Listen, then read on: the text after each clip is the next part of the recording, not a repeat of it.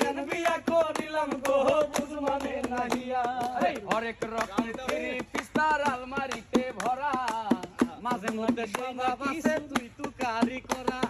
হরেক রকম three piece আলমারিতে ভরা, মাঝে মধ্যে স্বভাব আছে তুই তুকারি করা।